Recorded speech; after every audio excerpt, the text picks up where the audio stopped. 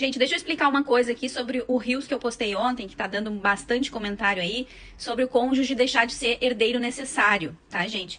Isso é sobre os bens particulares da pessoa, aqueles bens que a esposa, a companheira, ia acabar herdando, fazendo parte da herança como herdeira necessária, e que agora não vai mais, tá? Por exemplo, João se juntou com Maria. João chegou nessa relação já com R$ 1.000.000, tá?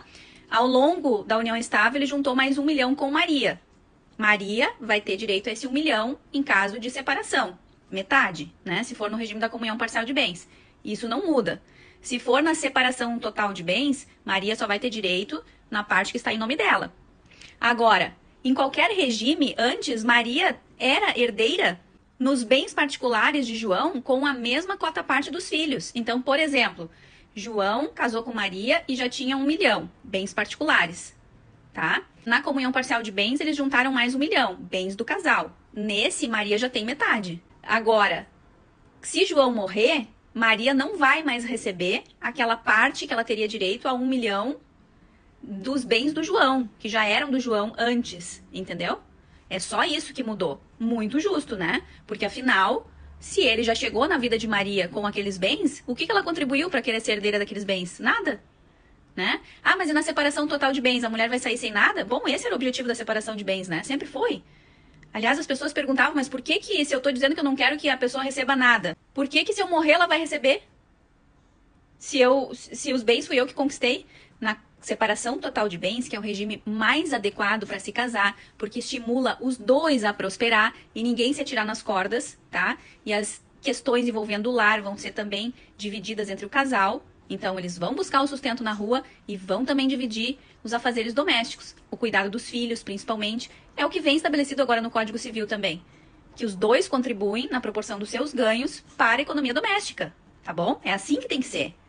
Porque tem mais uma coisa, vocês deixam as mulheres em casa sem trabalhar, elas ficam, despirocadas da cabeça depois que têm os filhos e fogem com os filhos de vocês para outro município. Para bem distante, 2 eu atendi assim hoje. Porque elas não têm nada que prendam elas ali. Nem mesmo um trabalho, entendeu?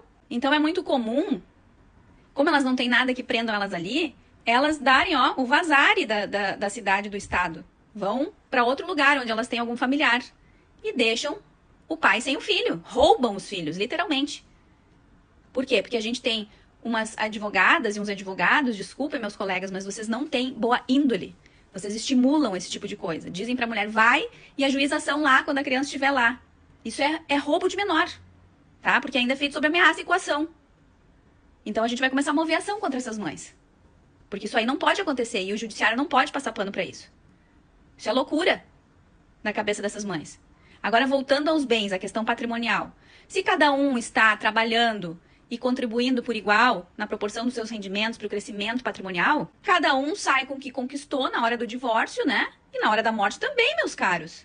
Afinal, se eu sou a Maria casada com o João, eu não estou conquistando também o meu patrimônio trabalhando? Se o João morrer, eu fico com o que é meu. Aquilo que é dele vai para os descendentes, caso a gente tenha filhos, e para os ascendentes, caso ele tenha pai e mãe. Afinal, não é justo que pai e mãe recebam se eles também te deram o sustento quando você era pequeno? Agora, quer mudar esse cenário? Faz um testamento. Só que aqui é que é o mais importante. Declaração de vontade. Aqui eu vou ter a oportunidade de dizer se o meu companheiro merece ou não e deixar para ele num testamento os bens que eu entender por direito.